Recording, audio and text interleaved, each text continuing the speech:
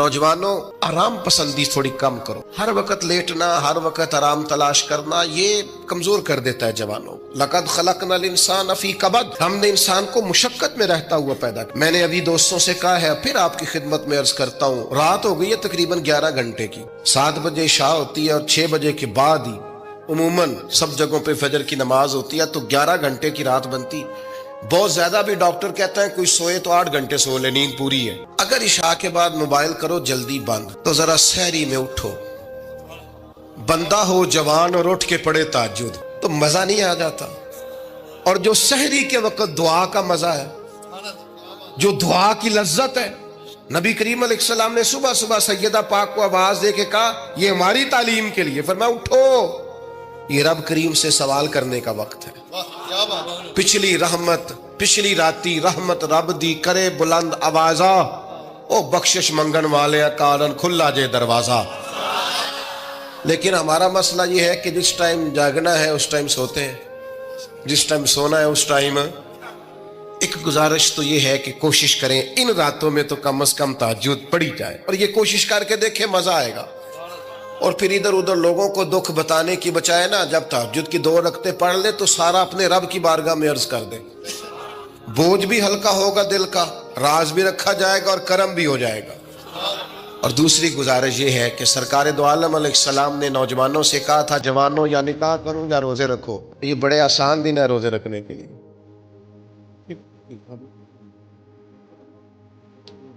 आप भी बैठ गए। अल्लाह ताला सबको बरकत अता करे। ये हुजूर के नाम की महफिल है ना जी, इसका अदब बहुत ज्यादा है। इसमें आप इस तरह खेलेंगे मोबाइलों के साथ तो ये वैसे ही अदब के खिलाफ। अल्लाह से 2-4 दोस्त बना लें, बाकियों को दे दें, काफी हो गया। लेकिन ये इस पे मसरूफ ना हो आप भाइयों। अल्लाह करीम ने इरशाद फरमाया कि वदाइयन इलल्लाह, हमने आपको दाइए इलल्लाह बनाया है, अल्लाह की जानिब दावत देने का। नबी अकरम सल्लल्लाहु तआला अलैहि वसल्लम ने जो अकायद और नजरियात हमें अता किए अकीदा तौहीद और रिसालत की सूरत में, वो अकायद इतने जानदार और इतने मजबूत हैं कि वो बंदा मोमिन को ताकतवर कर देते हैं। आप देखिए, अरब के लोग मुख्तलिफ किस्म की ओहाम परस्तियों का शिकार थे। उनका ये ख्याल था कि जब हज करके वो आए हैं तो वो घरों के दरवाजों से दाखिल नहीं हुआ करते थे, बल्कि छतों से कूद कर आते। और कुरान मजीद फरमाता है कि इसको नेकी जानते। फिर वो बैतुल्लाह शरीफ का तवाफ करते तो माज़अल्लाह कपड़े उतार के करते। ओहाम परस्तियाँ, तरह तरह की बातें। मिस्र में एक दरिया था, एक औरत को ज़िबा करके डालेंगे तो फिर दरिया चलेगा। मुख्तलिफ ओहाम लोगों ने पाल लिए थे।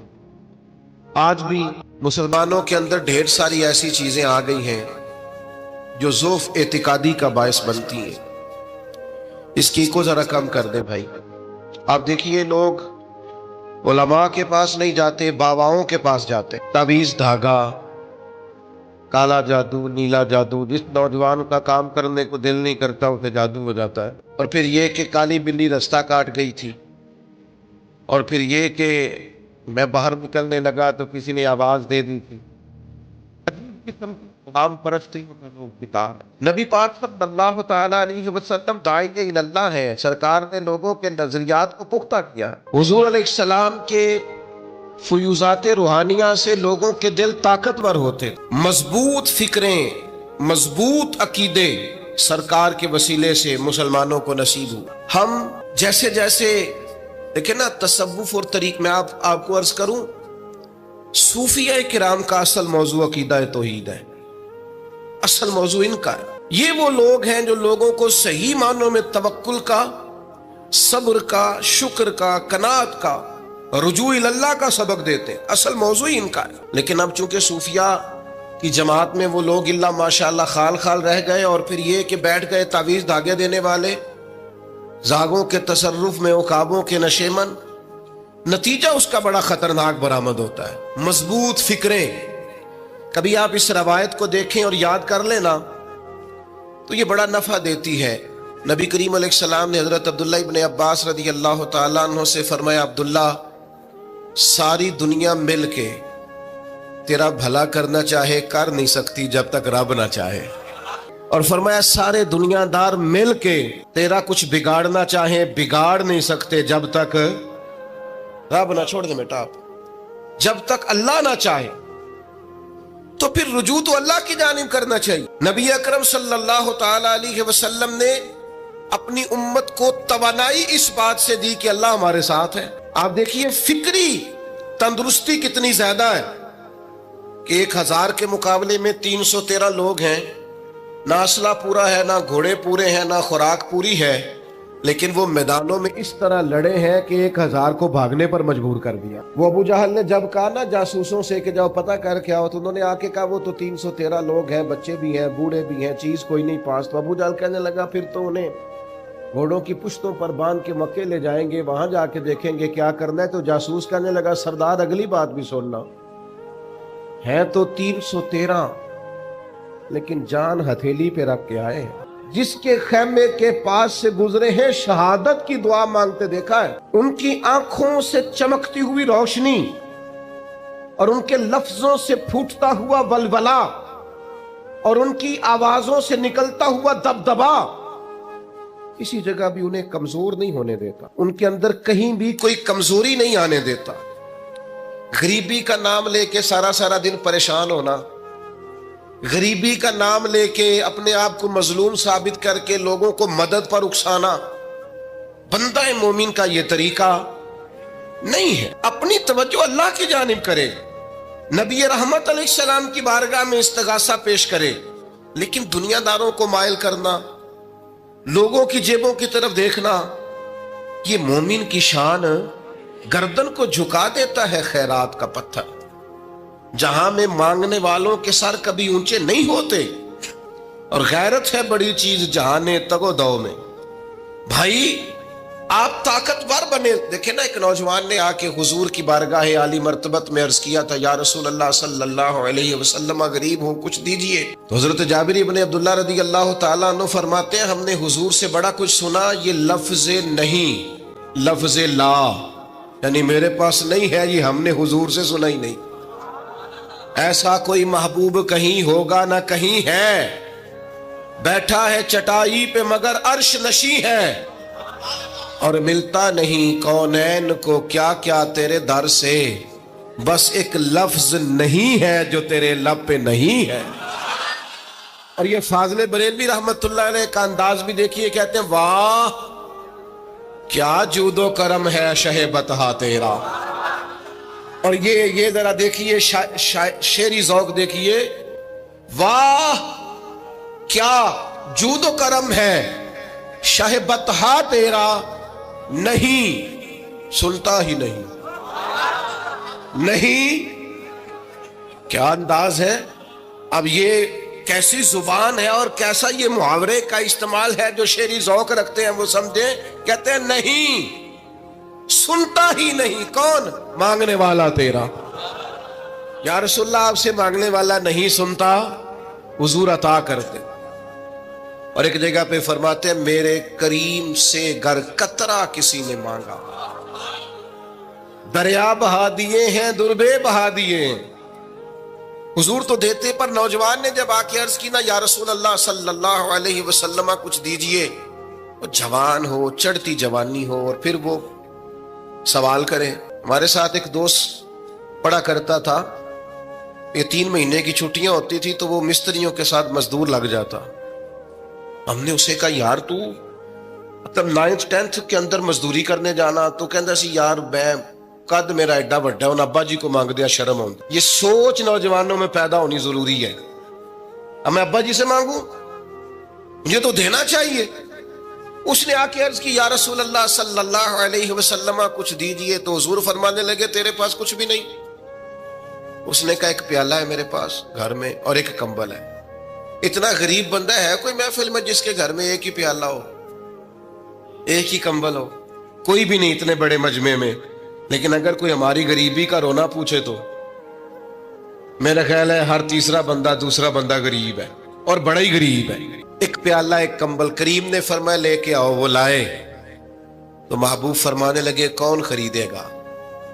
ایک نے کا 1 دینار، ایک نے کا 2 دینار۔ محبوب نے بولی لگوا دی، 2 دینار کا بیچ دیا، فرمایا جا 1 دینار کی روٹی لے جا۔ یہ نوجوانوں کو فکر دی کہ وہ انویسٹمنٹ میں تم نے ذات سے اپنے گھر سے لینی ہے، وہ 10-15 ہزار کا ٹھیلا بھی کسی سے نہیں کہنا تو لگا کے دے، جاؤ 1 دینار کا کھانا لے جاؤ، 1 دینار کا کلاڑا خرید کے لاؤ۔ صحابہ فرماتے ہیں وہ کلاڑا لایا، پر نصیب دیکھو اس کلاڑے میں دستہ نبی کریم نے اپنے دستے مبارک سے لگایا۔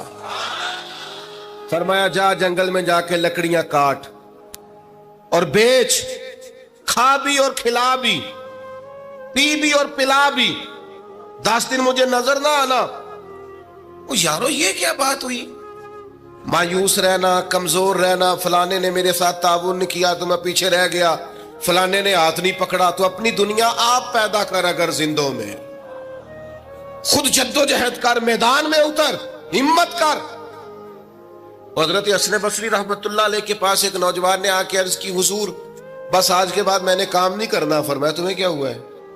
کہنے لگا آج میں نے عجیب منظر دیکھا ہے، میں نے دیکھا ہے کہ ایک شیر نے شکار کیا بکرے کا، آدھا کھایا ہے، آدھا منہ میں پکڑ کے پہاڑی پہ چڑھ گیا، وہاں ایک نابینا لومڑی بیٹھی تھی، باقی کا اس نے اسے کھلایا ہے۔ تو حضور میں یہ سمجھ گیا ہوں کہ جو رب اس نابینا لومڑی کے لیے بندوبست کرتا میرے لیے بھی کرے گا، لہذا میں نے کام نہیں کرنا۔ حضرت حسن بصری بڑا مسکرائے، فرمانے لگے کہانی میں کردار تو نے 2 دیکھے، ایک شیر ایک لومڑی۔ فرمانے لگے کیا بات ہے تیری، تو نے لومڑی بننے کا پروگرام بنایا، شیر بننے کا کیوں نہیں بنایا؟ تو شیر بننا، شکار کر، خود بھی کھا دوسروں کو بھی کھلا، یہ کیا بات ہوئی؟ امت کے جوان فائلیں لیے دفتروں کے چکر لگاتے اور اپنی بغل میں کاغذات لیے امبیسیوں کے پھیرے کاٹتے اور ایجنٹوں سے سوال کرتے کہ مجھے ملک سے باہر جانا ہے، کیا طریقہ ہے؟ یہاں رہ کے بھی محنت ہو سکتی ہے، اپنی مٹی پہ چلنے کا سلیقہ سیکھو، سنگ مرمر پہ چلو گے تو پھسل جاؤ گے۔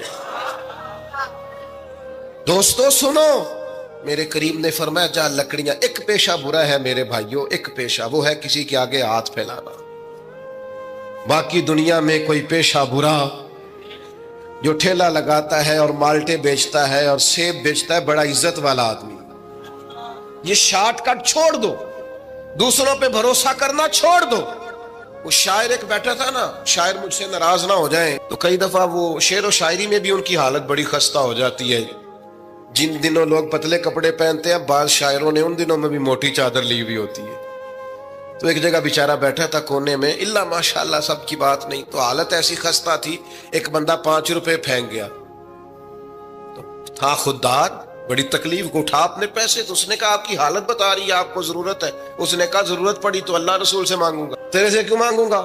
شعر بڑا قیمتی کہا، اس نے کہا یہ آرزوئے کرم اور میں آپ سے کروں، یہ آرزوئے کرم اور میں آپ سے کروں، یہ بھیک اس کو دیجئے جس کا خدا نہ ہو، میں تو وارث ہے میرے اللہ رسول، میں کو لوارث ہوں کہ تیرے سے مانگتا پھروں؟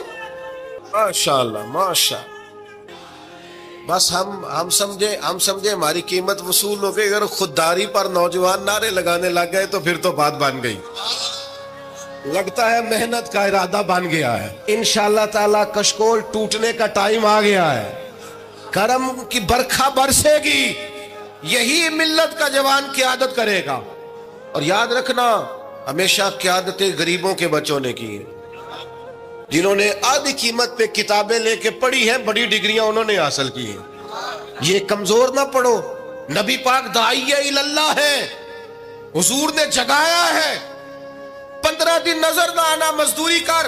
وہ نوجوان 15 دنوں کے بعد آیا، اب تیرا حال کیا ہے؟ اس نے کہا حضور پہلے ایک پیالہ تھا نا، اب سارے گھر کے برتن بن گئے، پہلے ایک بستر تھا اب سارے گھر کے بستر۔ اور نوجوانوں ہم نے سہارا بننا ہے، ماں سے کہنا ہے اب تو نے آنسو نہیں بہانے، تیرا پتر بڑا ہو گیا ہے، بہن سے کہنا ہے اب تو کبھی پریشان نہیں ہوگی، تیرا بھائی بڑا ہو گیا ہے، بوڑھے باپ کے پاس بیٹھ کے کہنا ابا جی بس اب آنسو پونچھ دو، آج کے بعد پریشان نہیں ہونا، پتر جوان ہے۔ اپنی بیوی سے بچوں سے کہنا کہ کسی خواہشات پوری کرنے کے لیے تمہیں دیر تک انتظار نہیں کرنا پڑے گا، ہم میدان میں ہیں، بس اپنی مٹی پہ چلنے کا سلیقہ سیکھو، سنگ مرمر پہ چلو گے تو پھسل جاؤ گے۔ نبی پاک نے محنت کو سپورٹ کیا ہے، مشقت کو سپورٹ کیا، حضور علیہ السلام نے فرمایا سب سے بہترین کمائی وہ ہے جو تو اپنے دو ہاتھوں سے محنت کر کے کھاتا ہے. فرمایا اللہ کے نبی حضرت داؤد علیہ السلام محنت کر کے کمایا کرتے. سنگیوں کام کرنا. اور دوسری بات بھروسہ اللہ رسول. بھروسہ ادھر دیکھو میری طرف. دنیا داروں سے امیدیں لگا لیتے ہو بہت زیادہ. تو دنیا دار بندے بیچارے کمزور ہوتے ہیں. جی یہ الیکشن کے دن تھے, گزشتہ سے پیوستہ الیکشن جو گزرا ہے, تو ہمارا میرا ایک پیار والا دوست بھی ایک ایم کے امیدوار کا بڑا ووٹر سپورٹر تھا. یہاں اس نے اس کا بیج فوٹو والا لگایا ہوا تھا. میں رات کو دیر سے جلسے سے لوٹ رہا تھا تو وہ کھڑا تھا باہر اور اندر امیدوار صاحب تقریر کر رہے تھے. میں نے کہا ادھر آ. وہ آ گیا. میں نے کہا تو بڑا ووٹر سپورٹر ہے, جا تقریر سن جا کے. تیرا لیڈر تقریر کر رہا ہے تو باہر گھوم رہا ہے. کہندا ہے پیر صاحب جھوٹ پہ ماردا جے سارے, جھوٹ بول رہا ہے, کرنا کرانا کچھ نہیں. تو میں کہ یار جی ایڈے پکے ووٹر سپورٹر نو بھی پتا ہے کہ جھوٹ پہ ماردا ہے, تو ہم تو ویسے ہی سپورٹر نہیں ہیں. ہم نے تو کی محبت تو سیاست کا چلن چھوڑ دیا. ہم اگر عشق نہ کرتے تو حکومت کرتے. او بھائی جب پکے ووٹر سپورٹروں کو امیدیں نہیں ہیں تو آپ کن سے امیدیں لگائے بیٹھے ہیں؟ آپ جدوجہد کریں اور امیدیں اللہ رسول سے. نبی پاک علیہ السلام نے فرمایا جو رب پہ بھروسہ کرے گا اللہ کی رحمت اس کی کفایت کرے گی. وَإِن يَتَوَكَّلْ عَلَى اللَّهِ فَهُوَ حَسْبُهُ, وہ اللہ پہ بھروسہ کرے گا اللہ اس کے لیے کافی ہو جائے گا. ادھر دیکھو یار موبائلوں والے دوستوں, بات سنو. گھبراہٹ نہیں, ٹینشن نہیں, انزائٹی نہیں, ڈپریشن نہیں. مومن اور ڈپریشن, مومن اور انزائٹی, مومن اور ٹینشن. وہ جی مجھے پتہ نہیں مجھے کیا ہو رہا ہے, جی مجھے خوف آتا ہے. آپ کو خوف آتا ہے مومن ہو کے؟ آپ کو یہ کرونا کے دن تھے تو مجھے لے گئے ایک سرکاری ہاسپٹل میں, آپ کچھ یہاں بات کریں, لوگوں کو حوصلہ دیں. تو ایک ڈاکٹر صاحب مجھ سے کہنے لگے جی مجھے نہ تنگ جگہ بڑی گھٹن ہوتی ہے, تو موت سے بڑا ڈر آتا ہے, قبر تو بڑی تنگ ہوتی ہے. میں نے کہا ڈاکٹر صاحب کچھ بھی. کہنے لگے سانس ہی نہیں آتا, چاروں جانب سے بند ہے. تو میں نے کہا بچہ بھی تو ماں کے پیٹ میں سانس لیتا ہے نا. آپ نے تو سبحان اللہ کہا. وہ ڈاکٹر تھے, انہوں نے نہیں کہا. وہ کہنے لگی جو تے اماں لیندی صاحب. ہنستے نہیں جی, باتیں ہنسنے کو نہیں سنا رہا, میں فکری باتیں کر رہا ہوں. کہا وہ تو اماں آکسیجن لیتی ہے تو بچے کو جاتی ہے. تو میں نے کہا چلے ڈاکٹر صاحب وہ جو انڈے سے بچہ نکلتا ہے اس کے تو چاروں جانوں کوئی صورت نہیں ہوتی سانس کی. تو مجھے کہنے لگے آپ کہنا کیا چاہتے ہیں؟ میں نے کہا میں یہ کہنا چاہتا ہوں قبر کی دو حالتیں ہیں. قبر دوزخ کے گڑھوں میں سے گڑھا بھی ہے اور جنت کے باغوں میں سے باغ بھی ہے. سنو یار,